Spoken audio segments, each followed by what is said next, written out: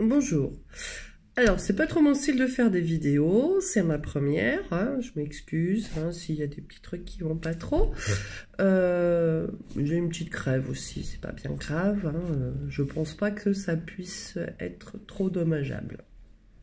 Si ça l'est, je recommencerai bien sûr. Alors, je vais vous faire une petite vidéo sur l'alimentation.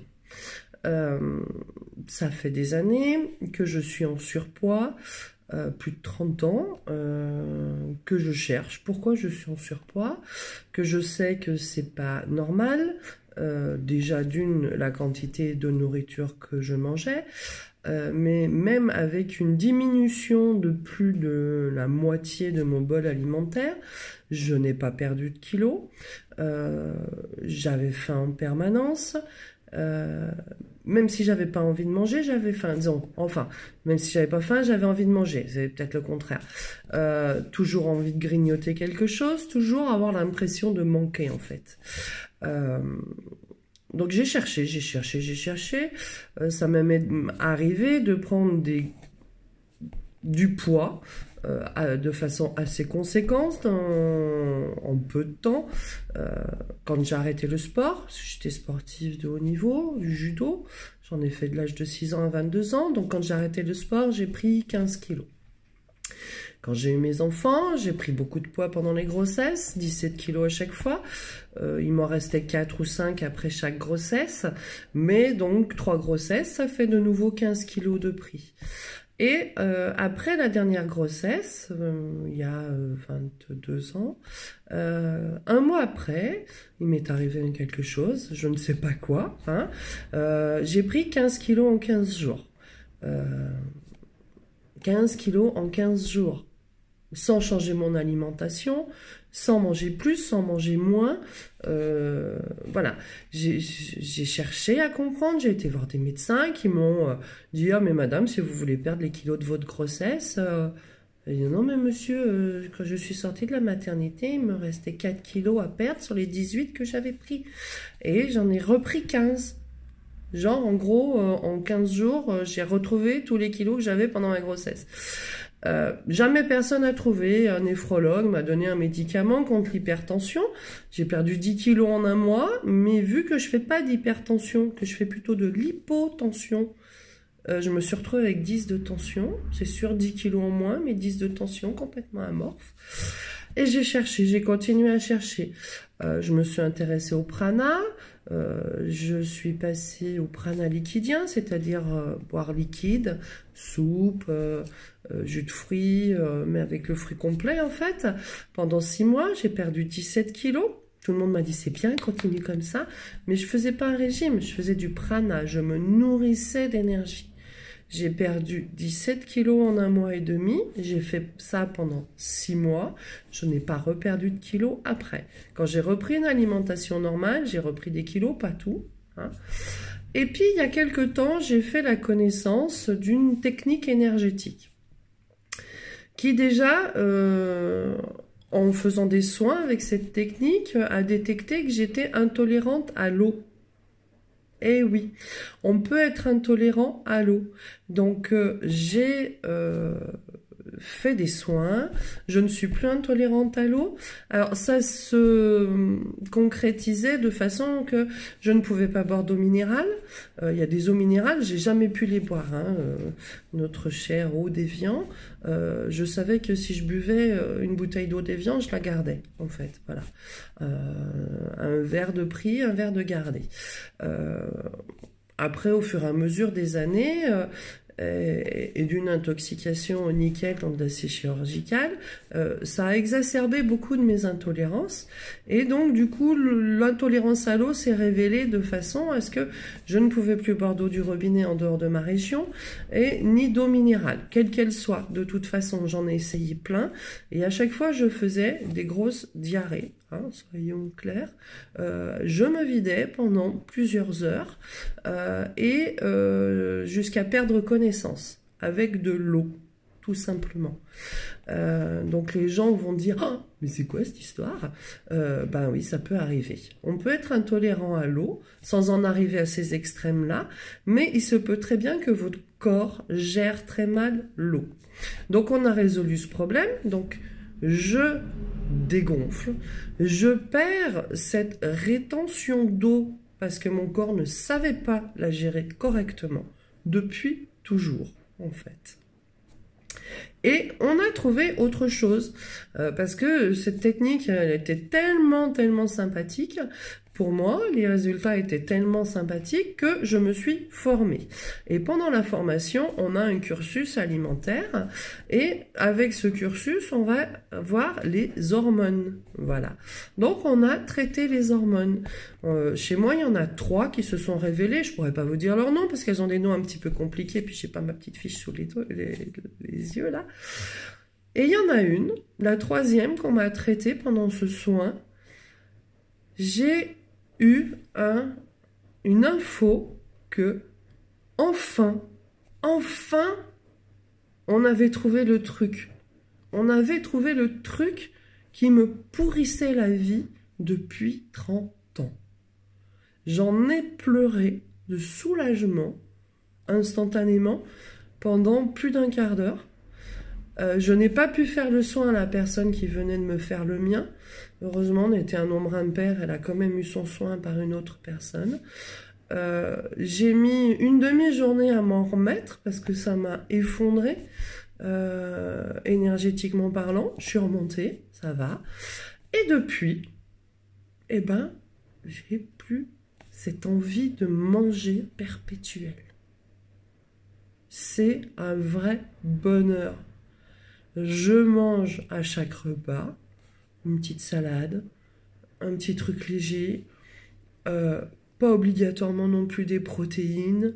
Je mange équilibré, j'ai pas faim entre les repas, j'ai pas envie de grignoter, j'ai pas constamment le nez dans le frigo pour voir ce qu'il y a, juste depuis qu'on a traité cette hormone. Donc arrêtez de dire que, entre guillemets, si les gens sont gros, c'est de leur faute parce qu'ils mangent trop. Il y a des dysfonctionnements dans le corps qu'on ne connaît pas. J'ai traité aussi autre chose, il ne faut pas que j'oublie, c'est le candida albicans. Le candida albicans est une bactérie qu'on a dans l'estomac, qui est censée rester dans l'estomac et qui des fois se répand dans le corps parce qu'il est trop présent. Il peut se retrouver aussi dans la salive et lui, il réclame du sucre. Que du sucre, tout le temps du sucre. Et plus on lui en donne, plus il en veut. Donc si vous êtes accro au sucre et que vous n'arrivez plus à vous en passer, c'est que vous avez sûrement un petit candida albicans, hein, un petit peu trop féroce. D'accord ? Moi, c'était le cas. Je lui ai réglé son compte, ça va beaucoup mieux. J'ai mis plusieurs mois à le faire et je n'ai plus envie de sucre. Je ne mange plus de dessert, je ne mange plus de gâteau, je ne mange plus rien de sucré. Je n'ai plus besoin de sucre. C'est une vraie révolution également dans ma vie.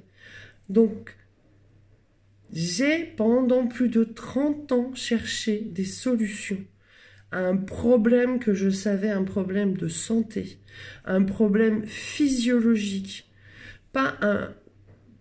Bon, il y avait des petites choses émotionnelles, on a travaillé sur des choses émotionnelles, ok, mais cette addiction à la bouffe, cette addiction au sucre, cette envie permanente de manger, jamais d'effet de satiété, jamais satisfaite, jamais remplie, alors que j'étais ballonnée, que j'étais pas bien, que je savais que j'avais déjà trop mangé, mais que le corps me réclamait encore et toujours de la nourriture, c'est fini. Je ne l'ai plus. On a traité cette hormone et le candida albicans depuis le mois d'août, l'hormone depuis le mois de janvier. Et depuis mi-janvier, j'ai perdu 2 tailles de fringues. Mais sans rien faire d'autre que de continuer à vivre, de ne pas avoir envie de manger toutes les 2 minutes. Mon frigo est quasiment vide. Il n'y a que de la salade et des légumes. Moi, je suis morte de rire personnellement quand je le regarde parce que... Et même quand je fais mes courses, je n'ai plus envie d'acheter de sucré. Je n'ai plus envie d'acheter de gâteaux. De toute façon, je ne pouvais plus en manger depuis un petit moment à cause de l'intolérance au lait. Mais je cherchais en permanence des gâteaux sans produits laitiers, des choses sucrées, des choses... J'en ai plus besoin. J'en ai plus envie. Franchement, faites le test. Cette méthode, elle s'appelle la méthode JMV. Il n'y a pas que moi qui la pratique. Il y a beaucoup de gens, de plus en plus, qui la pratiquent, cette méthode. Vous pouvez aller voir sur Internet, méthodejmv.com. C'est une interrogation du corps. On lui demande ce qu'il aime, ce qu'il n'aime pas. Réponse kinésiologique. Ça ne peut pas mentir. Ça nous donne la réalité des choses. Parce que la personne, elle pense ce que son corps nous dit. Et en fonction de ça, on régule, on aide à faire une petite mise à jour des systèmes. Et après, le corps, lui, gère mieux cette information. Et on n'a plus à se battre avec soi-même pour arriver à réduire certaines choses dans son alimentation. Ça disparaît tout seul. J'espère avoir été claire. J'espère que cette vidéo vous aidera sur votre chemin. Et on peut traiter tout un tas de choses. On peut traiter des carences, on peut traiter des déficiences, on peut traiter des intolérances, on peut traiter des peurs, du stress, on peut traiter des choses qui sont inconsidérées.